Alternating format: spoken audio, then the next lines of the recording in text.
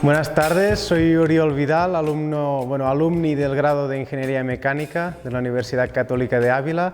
Y nada, os voy a contar un poco lo que fue mi experiencia en este Dakar 2023. Fue mi quinto Dakar y nada, muy contentos con el resultado. Pudimos terminar segundos de la categoría T4 con un buggy. Y bueno, fue un resultado muy bueno a pesar de que al final no acabó como esperábamos porque estuvimos liderando durante las últimas 7 etapas. Pero bueno, ahora os contaré un poco más sobre esto. Lo que voy a hacer es contaros primero de todo un poco lo que es el Dakar. Es una carrera por etapas donde hacemos cada día alrededor de entre 800 y 1000 kilómetros entre los enlaces y las especiales. Los enlaces son, empezamos en un campamento, hacemos un recorrido por carretera hasta donde empezamos un tramo cronometrado de alrededor de 400 kilómetros. Terminamos el tramo cronometrado, que es el que nos va a contar para la clasificación general, y luego nos desplazamos mediante otro enlace hasta el punto donde habrá la siguiente asistencia. Es decir, nuestro equipo se va desplazando día a día porque nosotros hacemos un recorrido lineal. En este caso pues estuvimos en Arabia Saudí y cruzamos más o menos de oeste, pasando por el norte, luego bajando hacia el sur, luego otra vez al norte y acabando por el este. Así que es una carrera muy dinámica en la que pasamos muchas horas dentro del coche.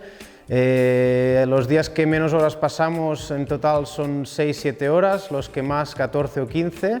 Entonces pues es una carrera muy dura. De hecho del mundo del motor dicen que es la carrera más dura del mundo y no sé, desde mi punto de vista lo puedo corroborar. Este año ha sido una de las ediciones más duras y largas porque ha tenido 14 etapas más una etapa de clasificación que se llama prólogo. Y bueno, básicamente se trata no solo de ir muy deprisa o de correr mucho, es una competición donde entra en juego no solo el pilotaje, sino también orientarse en el medio del desierto, porque no estamos en un circuito, es decir, tenemos que navegar mediante unas indicaciones que se nos dan con una hoja de ruta y una brújula, es decir, nos tenemos que orientar, tenemos que pasar por puntos de paso obligatorios. Si nos saltamos alguno recibimos penalizaciones y luego la mecánica pues juega un factor fundamental, evidentemente la ingeniería del vehículo, porque no estamos compitiendo con coches de serie. Muchas marcas como Audi, por ejemplo, Mini, Toyota, pues ponen a prueba sus vehículos allí y siguen desarrollando para poder aplicar tecnologías en la movilidad. Y bueno, es una de las carreras pues, que más pones a prueba la mecánica, ¿no? Entonces, bueno, es un gran reto, como os podéis imaginar. Este año he estado bajo una estructura, digamos, muy potente, el Red Bull Can-Am Factory. Can-Am es una marca de buggies de Canadá que bueno, es muy potente y bueno, he podido contar pues, con el apoyo necesario para luchar por estar delante, porque al final es una carrera que exige de muchos medios. Y bueno, los medios nos ayudaron porque pudimos estar delante. Empezamos el rally un poco con el pie izquierdo, a pesar que en la etapa de clasificación salimos muy bien, conseguimos ganar la etapa, pero luego el día siguiente, por un problema con los GPS, llevamos 2 GPS, nos saltamos un punto de paso obligatorio. En realidad no, porque un GPS lo tomó y el otro no. Lo que pasa es que, a pesar que en el pasado si uno de los dos lo había tomado, este año decidieron que había solo un GPS reglamentario para no hacer diferencia con otros equipos más mediocres, porque es solo obligatorio un GPS, el segundo es opcional. Entonces, si el opcional lo tomaba, siempre se tenía en cuenta el otro. Tuvimos que cargar con una penalización de 15 minutos, luego además nos vimos perjudicados por el hecho de tener que salir más atrás, perdiendo aún más tiempo porque en la segunda etapa acabamos de noche, tuvimos que salir en medio de camiones, la pista cambia completamente, cuando sales detrás de los camiones queda muy rota. Y bueno, a partir de ahí fuimos escalando día a día hasta que decidimos arriesgar en un par de etapas para recortar diferencias y poner también presión a los demás. Y a la etapa 7 nos poníamos líderes y bueno, manteníamos y controlábamos este liderato hasta la última etapa, que a 50 kilómetros de meta se rompió una pieza y bueno, perdimos 20 y pico minutos y con ello pues el liderato, y nos tuvimos que conformar con el segundo lugar, que seguramente si nos lo hubieran dicho al principio lo hubiéramos firmado, que un segundo ya estaba bien, pero una vez has liderado pues 7 días se hace duro, fue un golpe duro. Pero ahora ya el balance es muy positivo porque creemos que hicimos un muy buen trabajo. Estábamos solos, éramos el único coche del equipo, en cambio nuestros rivales eran 3 y conseguimos aguantar sus golpes, y si no hubiera sido pues por el fallo mecánico seguramente nos habríamos llevado la victoria. Y bueno, el Dakar, los protagonistas somos pilotos, copilotos, al final somos los que salimos en pantalla. Pero el Dakar no se trata solo de esto, ¿no? Se trata de todo un equipo humano que hay detrás de esas dos personas. Por eso decía que es tan importante tener una buena estructura detrás. Este año contábamos con ello, porque tenemos pues ingenieros, mecánicos, fisioterapeutas, coordinación, logística, cocineros. Sin ellos pues no podríamos rendir al 100%. Después de 14-15 horas dentro del coche, nuestro primer trabajo al llegar al campamento pues es hablar con los ingenieros, anotar cualquier sensación que hayamos podido tener dentro del coche, cualquier golpe que hayamos dado, sonidos, ruidos, etcétera, etcétera. Hablar también con los mecánicos por si queremos algo específico para hacer, con el técnico de suspensiones por si queremos hacer algún cambio, alguna mejora.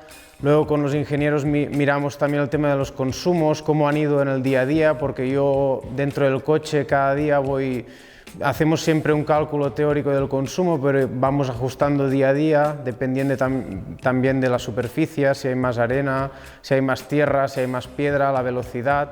Entonces es un trabajo en equipo, y si cuentas pues con el respaldo adecuado de gente formada y técnicos en condiciones, pues todo es mucho más fácil, ¿no? Y ya saliendo un poco pues de la parte técnica, mecánicos, ingenieros, con los que estamos seguramente más en contacto, porque al final pues en el día a día nos pasan muchas cosas y necesitamos de su ayuda. Luego al llegar pues se agradece mucho pues el tener un equipo de fisioterapeutas, incluso médicos que te traten y que te ayuden día a día, porque claro, después de 14 horas necesitas un poco que te relajen un poco los músculos, y siempre tienes alguna contractura porque al final no estamos en un circuito, muchas veces nos llevamos golpes que no nos esperamos, muchas veces no podemos ver tampoco bien el relieve, porque cuando en arena el sol incide muy vertical no apreciamos las sombras, entonces a pesar que vayas en cuidado nos pasa muchas veces pues que encontramos un agujero que no nos esperamos, un salto o cualquier cosa, ¿no? Entonces es todo un trabajo en equipo, que hay muchísima gente alrededor, y que gracias a ellos, a pesar que no salgan por la televisión, pues se pueden conseguir todos los resultados que se consiguen, ¿no? Yo a nivel personal pues tengo que agradecer también a la universidad, pues sí, evidentemente ahora en el presente por seguir dándome apoyo a pesar que ya no sea alumno, poder haber estado en contacto por pedir consejos tanto técnicos o como anímicos incluso, ¿no? En momentos de bajón, porque siempre hay problemas, es una carrera muy larga, alguna cosa va a pasar. Cómo no. Y luego a mí a nivel personal pues el hecho de tener conocimientos en ingeniería y haber aprendido pues todo lo que he aprendido me ayuda muchísimo a detectar pues un posible fallo dentro del coche, a poner mejor a punto el vehículo pues para poder ir más rápido evidentemente, pero también para castigar menos el coche, porque un buen setting de suspensiones no solo te ayuda a ir más rápido, sino que te ayuda a que las cargas sobre el vehículo sean menores, y también las cargas físicas, porque al final a nivel de toda la espalda, si los impactos son menores, se soporta todo mucho mejor. Entonces, creo que los estudios de la universidad me han aportado también un valor añadido, porque hay mucha gente que esto no lo tiene, y tengo que estar muy agradecido pues, por todo, ¿no? Por todo lo que me han enseñado y por seguir acompañándome en mis aventuras. Yo hago mucha bicicleta de carretera porque al final pues, puedo entrenar muchas horas porque no es una carga muy elevada, y a nivel mental me ayuda muchísimo, porque en el Dakar, aparte del esfuerzo físico, lo más duro es el mental, porque cuesta mucho mantener la concentración durante 8 horas, y pues estar en la bicicleta y hacer unos entrenos de 4 o 5 horas cada día te ayuda muchísimo pues, a acostumbrarte a estar en deporte muchas horas. Y además también hay que compensarlo con un poco de trabajo muscular, porque a nivel dorsal, lumbar y cervical, sobre todo, y del core, para aguantar los impactos mejor es muy importante, especialmente el copiloto, porque el piloto va en el volante, pero el copiloto no va agarrado a ningún lado y además tiene que ir desviando la mirada y muchas veces recibe golpes sin esperárselo.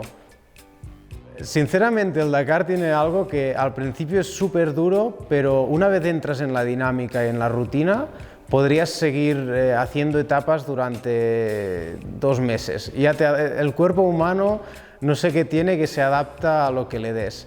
Pero sí que es verdad que es complicado, porque al final no es solo el hecho de dormir poco, porque bueno, yo por suerte este año he dormido por primera vez en autocaravana, porque antes dormía en una tienda en el suelo, que era aún peor, pero igualmente, a pesar de estar en la autocaravana, pues ruidos, porque estamos al lado de los coches, de los mecánicos, compresores, pistolas, ahora se prueba un vehículo, al final pues cuesta un poco, ¿no? Pero una vez entras en la dinámica también ya estás cansado, duermes bastante bien. El tema de no comer al mediodía también es algo que al principio pues se te hace como raro, ¿no? Porque quizás desayunas a las 5 de la mañana y no vuelves a comer hasta las 7 de la tarde. Quizás una barrita, un poco de agua, pero también tienes que vigilar con el agua, porque si no también te arriesgas a tener que ir al baño y no puedes parar, así que es todo un poco complicado. Hay momentos que son muy bonitos, como cuando todo sale bien, y hay momentos pues muy tensos, ¿no? Porque cuando estás en contra del reloj, la presión es muy alta, te puedes perder, se puede romper algo, tienes que parar, solucionarlo tan rápido como puedas. Entonces hay momentos de mucha tensión, y pues a veces evidentemente surgen roces y discusiones, pero bueno, en general si hay una relación cordial pues se consigue llevar bien, pero es un poco eso, ¿no? Como las parejas o los matrimonios, hay parejas que funcionan y hay parejas que no funcionan, por mucho que los dos sean buenos o buenas personas, hay gente que combina, hay gente que no.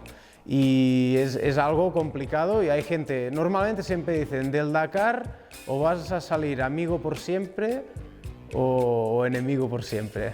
Pero normalmente cuando una relación continúa después del Dakar es porque la cosa ha ido bien y la relación es buena.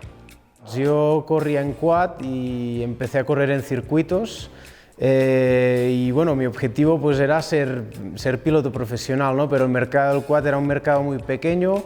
Sí que tuve la oportunidad de irme a Estados Unidos a correr en cross, pero al final no lo hice por temas también de familia, un poco, ¿no? Que no quieres aislarte de tu mundo. Y al final pues empecé a buscar dónde podía tener mercado, ¿no? Vi que el Dakar era una de las pruebas de más renombre y más repercusión mediática, así que empecé a trabajar para hacer el Dakar en quad.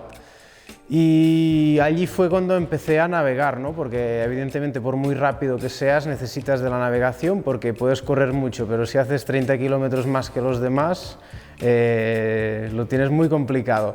Así que me puse a navegar allí, y el tema de copiloto pues salió un poco de casualidad, porque no lo tenía planeado.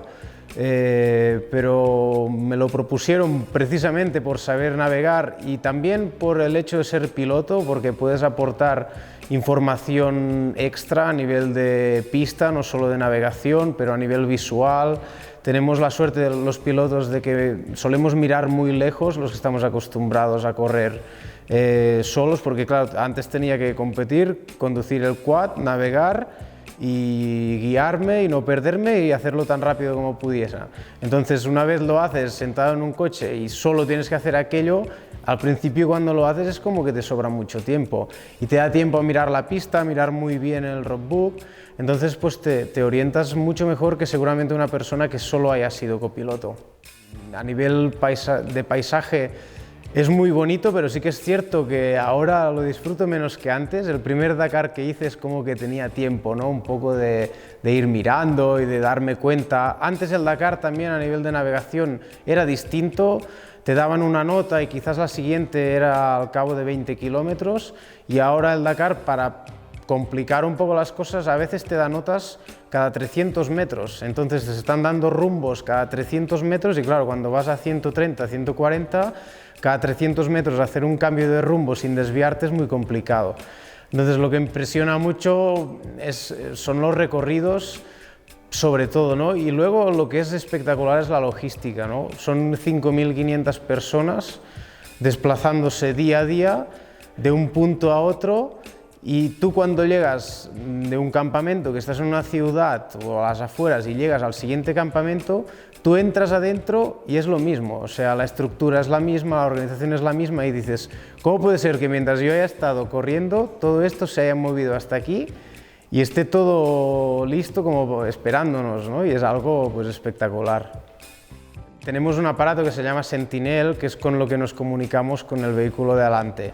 Entonces, si yo quiero adelantar a alguien, pulso un botón y a él le suena una alarma indicando a qué distancia estoy y qué vehículo soy. Entonces, cuando viene un camión, tú ya escuchas una alarma distinta y más te vale apartarte, porque este año conozco a varios que se les rompió el cristal porque bueno, o sea, levantan unas piedras que tela. Por suerte no coincidimos mucho ahora con los camiones cuando todo va bien, porque salimos más adelante, pero sí que es verdad pues, que cuando hay problemas sales mezclado y es muy complicado porque a veces sales atrás, sales cada 30 segundos, te alcanza un camión porque hay una zona más rápida, porque ellos tienen más velocidad punta y luego cuando se va un poco su polvo, que ya puedes volver a poner ritmo, te alcanza el de atrás. Entonces entras un poco en una situación de que no puedes correr porque te están alcanzando todo el rato, y es complicado, pero los tienes que dejar pasar porque si no es peligroso también y te pueden penalizar, porque te penalizan si no das paso al que viene por detrás.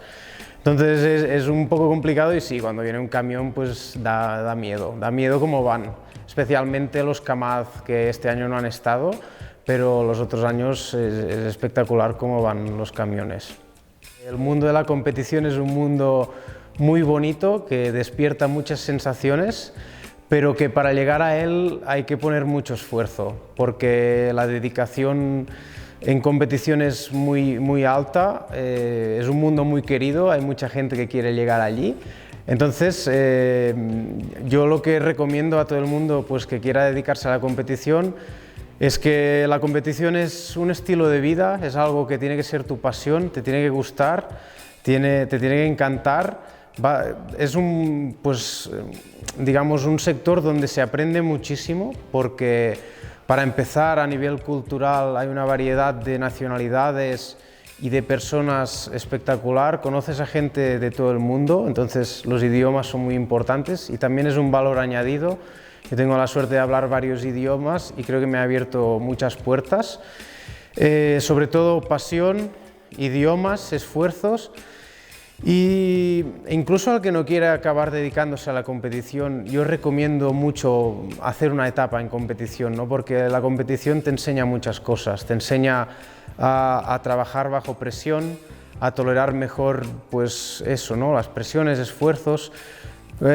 Estamos siempre, ¿no? Contra el reloj y cuando tienes 2 minutos para hacer algo y te das cuenta que lo tienes que hacer en 2 minutos y que no existe otra opción, al final lo acabas haciendo, ¿no? Y personalmente te aporta muchísimo, te ayuda a crecer, pero evidentemente es muy positivo, pero hay que llegar allí, ¿no? Y entrar es complicado, entonces, ¿qué recomiendo? Pues intentar aprender lo más posible, ¿no? Porque al final los equipos valoran el conocimiento. Una persona formada vale más que una persona que no está formada.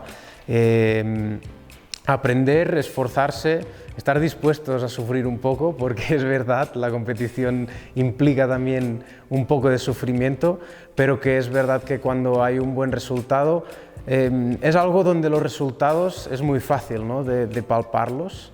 Y creo que esto es lo que hace que te aporte esta satisfacción, el hecho de haber estado trabajando bajo mucha presión y el ver pues, que al final todo ha salido bien, ¿no? Te aporta una satisfacción espectacular, es algo adictivo, ¿no? Pero eso ya no solo a nivel de competición, te enseña a nivel de vida, digamos. Muchas gracias.